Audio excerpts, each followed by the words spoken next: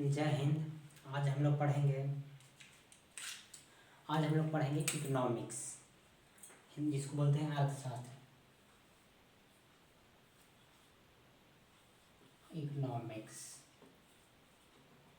जिसको बोलते हैं अर्थशास्त्र।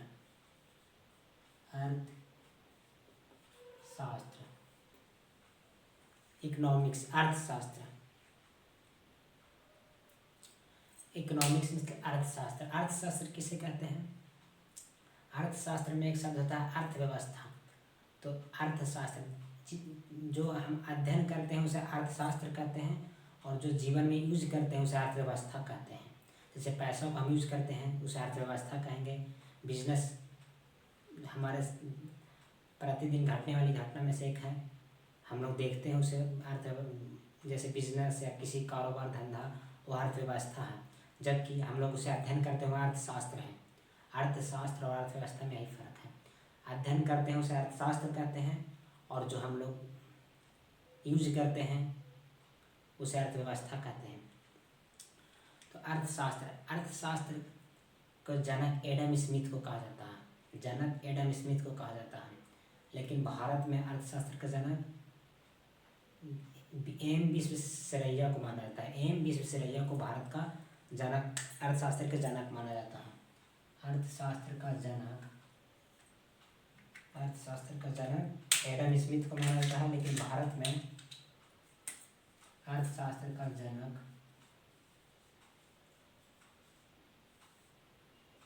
Adam Smith.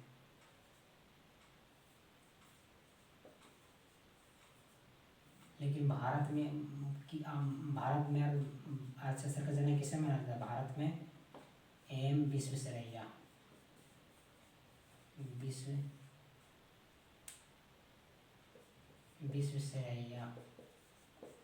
एम विश्वेश्वरैया को भारतीय अर्थशास्त्र का जनक माना जाता है। अब हम लोग पढ़ते हैं अर्थव्यवस्था। एक होता है अर्थव्यवस्था। अर्थव्यवस्था किसे कहते हैं?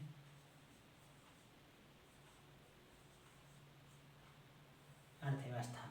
तो अर्थव्यवस्था का परिभाषा यह है कि कम पूंजी में ज़्यादा मुनाफा कमाना ही अर्थव्यवस्था कहलाता है। कम लागत में ज़्यादा मुनाफा कमाना ही अर्थव्यवस्था कहलाता है। ये ना कि ज़्यादा पूंजी लगा दिया और प्रॉफिट नहीं हो रहा, उस अर्थव्यवस्था हम लोग नहीं कहेंगे। अर्थव्यवस्था का अर्थ होता है कि कम पूंजी में ज़्यादा पैसा लगाना, ज़्यादा पैसा अर्जित करना ही अर्थव्यवस्था कहलाता है। तो अर्थव्यवस्था के क्षेत्र ये कहाँ से आते हैं? अर्थव्यवस्था के क्षेत्र अर्थव्यवस्था के क्षेत्र के कहाँ से आते हैं? तो मुख्यतः 3 क्षेत्र से आते हैं। अर्थव्यवस्था के कितने क्षेत्र हैं? 3। अर्थव्यवस्था के क्षेत्र 3 तरह से बांटा गया है। एक स्वरूप, इसका रंग रूप के हिसाब से, मतलब ये किस रूप में रहता है। एक शर्त के कंडीशन, शर्त के आधार पे, और एक बांटा गया है इसको स्वामित्व के आधार पे। स्वामित्व, इसे 3 रूप में बांटा गया है। एक स्वरूप के आधार पे, एक शर्त, एक स्वामित्व। स्वरूप में 3 तरह के होते हैं। स्वरूप हम लोग तीनों जानते होंगे। एक होता है प्राथमिक क्षेत्र,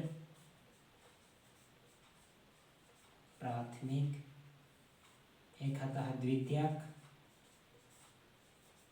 और एक होता है तृतीयक क्षेत्र।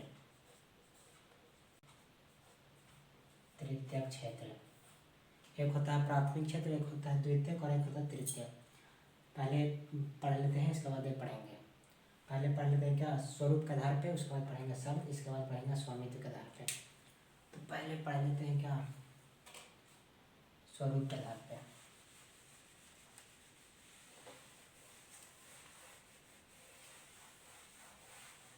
स्वरूप के आधार पे 3 तरह के।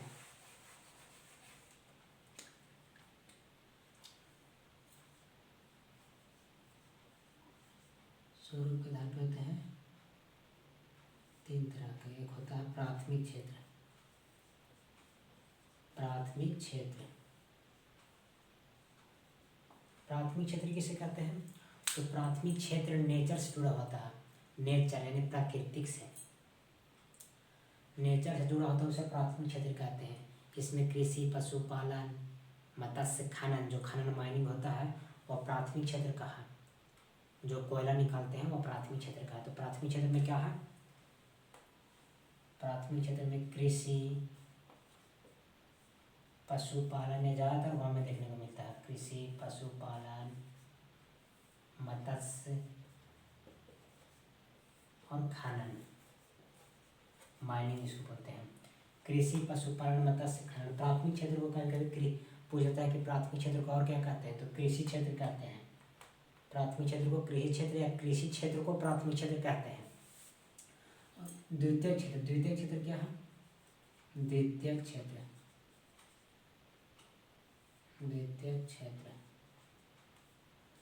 द्वितीयक क्षेत्र में प्राथमिक क्षेत्र का ही दोबारा निर्माण या तोड़ फोड़ करके दोबारा निर्माण करते हैं, उसी को कहते हैं द्वितीयक क्षेत्र। ये क्या होता है? निर्माण से विनिर्माण, निर्माण से विनिर्माण। द्वितीयक क्षेत्र प्राकृतिक से ही संबंधित रहता है, लेकिन इसको आधुनिक मशीनों, कंपनियों द्वारा इसे तोड़ फोड़ कर नया प्रोडक्ट बना दिया जाता है। जैसे गेहूँ, गेहूँ प्राथमिक क्षेत्र है क्योंकि वह खेत से उपज हुआ प्राकृतिक रूप है।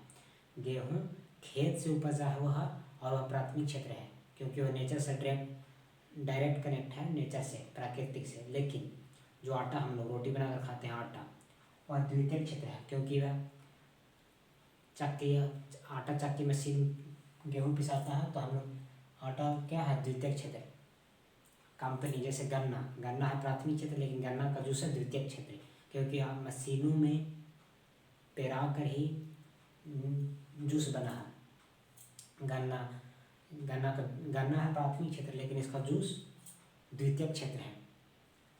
और बिस्किट, बिस्किट क्या है? द्वितीयक क्षेत्र है, जबकि प्राथमिक क्षेत्र है बिस्किट का आटा, जो भी गेहूँ का आटा। तृतीयक क्षेत्र किसे कहते हैं? तो तृतीयक क्षेत्र, तृतीयक क्षेत्र, इसे हम लोग सेवा क्षेत्र भी कहते हैं। इसे हम सेवा क्षेत्र, इसे तृतीयक क्षेत्र को सेवा क्षेत्र ही सेवा क्षेत्र भी कहते हैं। कभी पूछ जाता है कि तृतीयक क्षेत्र को क्या कहते हैं, ऑप्शन में रहेगा कृषि या निर्माण है कुछ भी, तो उसे ऑप्शन रहेगा सेवा क्षेत्र, तो उसे सेवा क्षेत्र कहते हैं। किसे? तृतीयक क्षेत्र को। इसमें क्या आता है? तो सरकारी नौकरी वाले, नौकरी, नाम से स्पष्ट है क्या? सेवा क्षेत्र, जो हम लोग सेवा करेंगे। हॉस्पिटल, ट्रांसपोर्ट यानी हॉस्पिटल, परिवहन,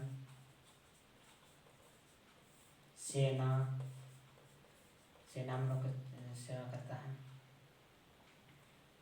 सेलिब्रिटी, सब सेलिब्रिटी,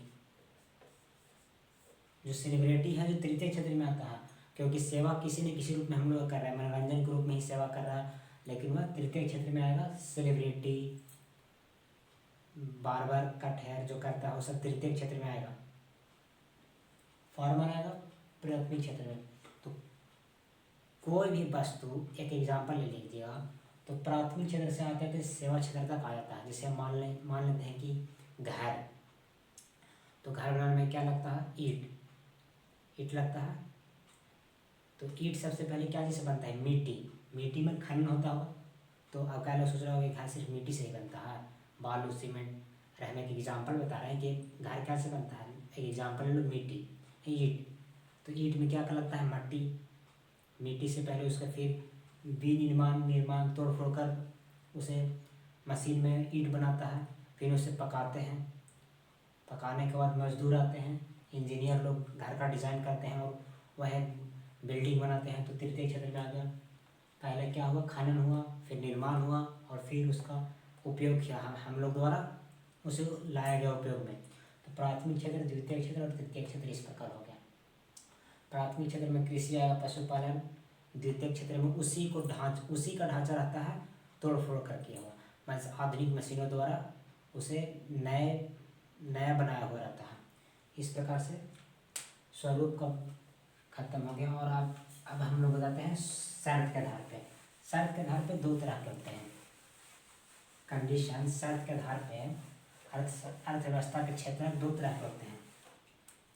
शर्त के आधार पे दो तरह के होते हैं, शर्त के आधार पर।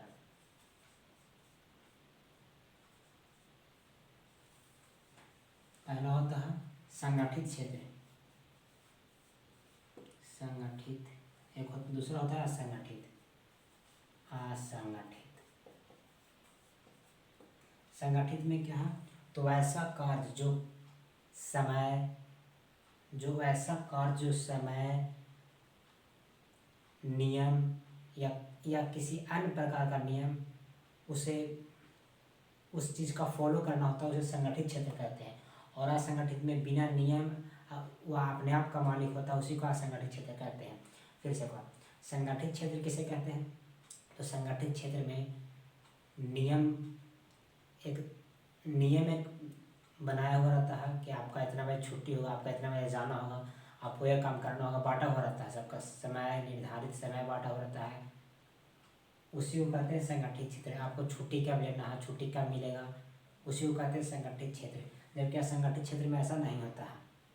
अगर असंगठित क्षेत्र आपने खुद का मालिक होता है, अभी आज जाने का मन है काम पर तो जाएगा, नहीं जाने का मन है तो नहीं जाएगा।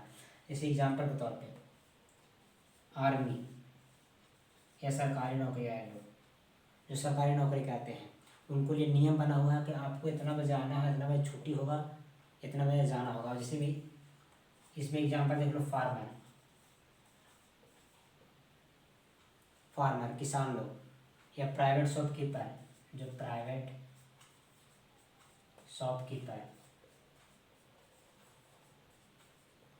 शॉपकीपर जो दुकानदार है, वह अपने मन का मालिक है, वह जब जाएगा, जब चाहे जब जा सकता है, उसे असंगठित क्षेत्र में रखा जाता है। लेकिन एक आर्मी हो गए, डॉक्टर, सरकारी डॉक्टर, प्राइवेट नहीं, थोड़ा सा नहीं, सरकारी डॉक्टर, फिर सिंपल ही तो सरकारी नौकरी,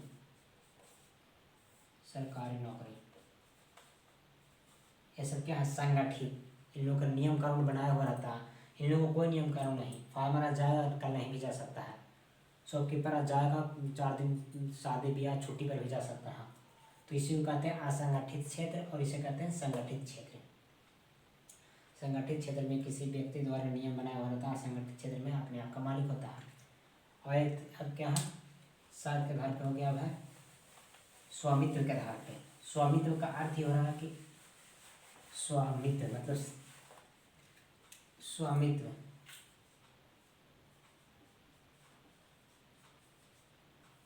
स्वामित्व के आधार पर।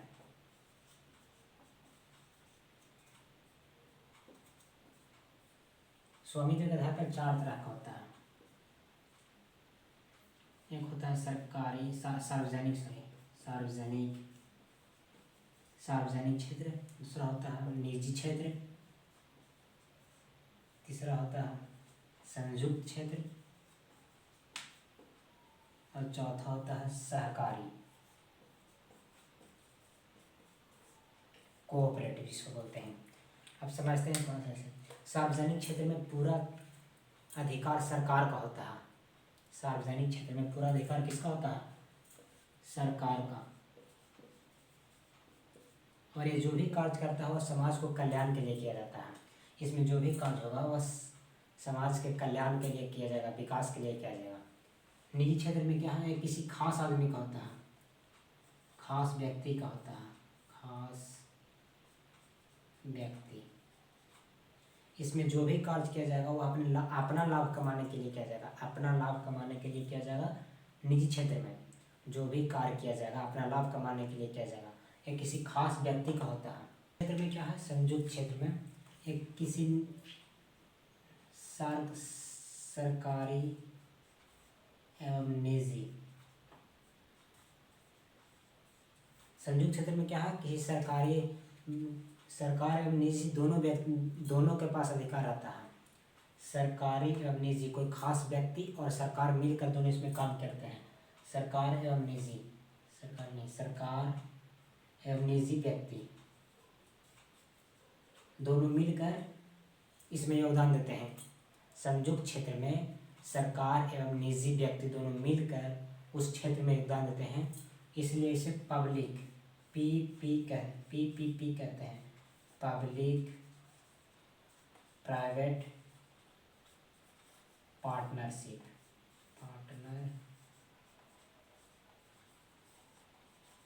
पब्लिक प्राइवेट पार्टनरशिप कहते हैं। संयुक्त क्षेत्र को पब्लिक प्राइवेट पार्टनरशिप कहते हैं। भारत में इसका विकास तेजी से हो रहा है। जैसे मेट्रो में किसी खास व्यक्ति का है और सरकार तो चला ही रही है अपना, सरकार का योगदान तो उसमें ही है, और किसी खास व्यक्ति को कॉन्ट्रैक्ट मिल रहता है। जैसे गौतम अडानी और भारत के नरेंद्र मोदी, भारत सरकार दोनों आपस में कुछ, जैसे में पुल का कॉन्ट्रैक्ट लिया हुआ है या किसी भी कार्य को मैं बता रहा हूँ, उसे संयुक्त क्षेत्र कहते हैं। सहकारी क्या है? इसे कोऑपरेटिव कहते हैं, कोऑपरेटिव। यह सरकार द्वारा चलाया जाता है, यह सरकार द्वारा चलाया जाता है। किसके द्वारा? सरकार द्वारा चलाया जाता है।